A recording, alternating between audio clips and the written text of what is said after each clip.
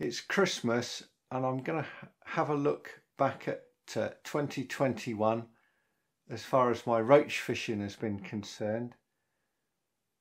It's been a funny year. We started the year back in January with a sort of lockdown, but not a full lockdown like the year before when we couldn't even leave the house to go fishing. This year it was a bit confusing at the start of January. We could still go fishing, but no one was quite sure how far we could go. So in the end, I found it was okay to go on the nearest part of the Dorset Stour to me, which was around Wimborne.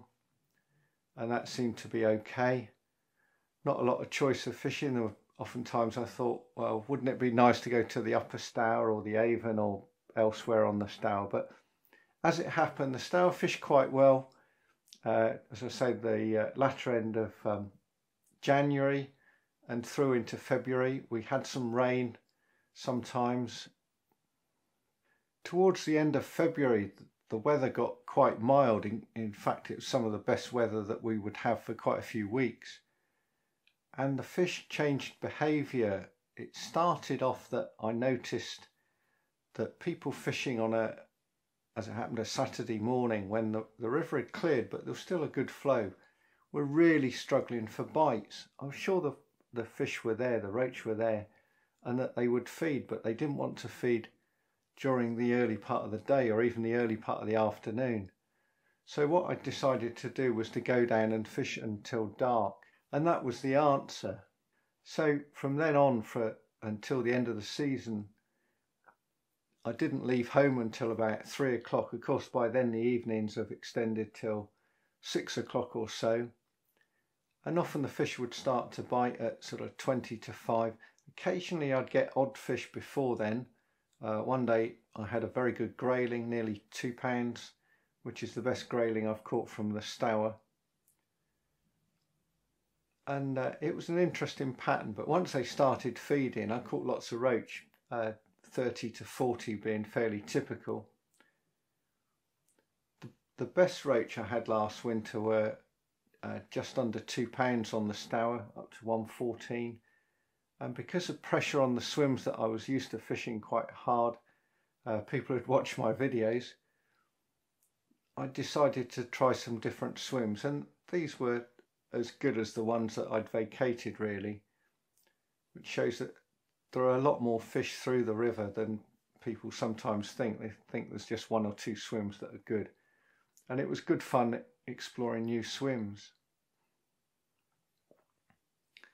When the close season came round, we still had some restrictions. So for a short time, until sort of mid-April, it wasn't really possible to go very far. But once that was lifted, started to fish Breach Pond quite a lot, had some good roach fishing, no real monsters, fish up to about 10 ounces, did lose an absolute monster one day. It was a good place to film fishing with a waggler, so I started a series on waggler fishing that continues, and although I haven't done any recently, I will do more in the future when I get the right conditions for some different aspects of waggler fishing. The new season started and the roach were quite slow to come on in June, but come July they started to respond to hempen tears, which is the usual pattern, and they continue to do so right through till October. By way of a change, I went to fish the Royalty, something I hadn't done for a while. Caught quite a few roach on there with some nice ones. The Stour was quite prolific for roach back in the summer, but an awful lot were, I call them sort of poppets. They're little roach of 1 ounce and 2 ounces. I was getting the odd ones over £1, the odd ones sort of 8 to 12 ounces, but an awful lot of small ones. And it was almost as if those middle-sized roach were missing. The sort of 6 to 8 ounce ones weren't around, which is a little bit worrying. It's almost as if the cormorants are cropping them off at a certain size, which is not what we want to see. Into the autumn, I continued on the Avon, visited Wintle, had several nice roach there, 1 or 2 very nice dace. The Stour at Wimborne has sort of come on in fits and starts from November and into December. There's plenty of roach there, but we haven't had enough rain to really get it flowing properly. We've had one or two floods, quick dirty floods, comes up quite high, runs off. Catch it the right day, you'll catch some fish. But again, like the throop, lots of small roach. There are some better ones there. They've seem to be hard to find at the moment. I certainly haven't found any so far. The best I've had is about 14 ounces. But I'm hoping that after Christmas and into the new year we'll get some decent amounts of rain to get a proper flow on it. I'd like to fish the Avon again before the end of the season. It's become very, very busy, very hammered. Some very good roach have come out of it, but I can't be doing with fighting for swims or fishing on swims that are just so hammered it's not really worthwhile. So I'll have to see how it transpires, how the conditions go. There are one or two different places I might try. It's good to see that people have been enjoying the different playlists that I've put up on YouTube.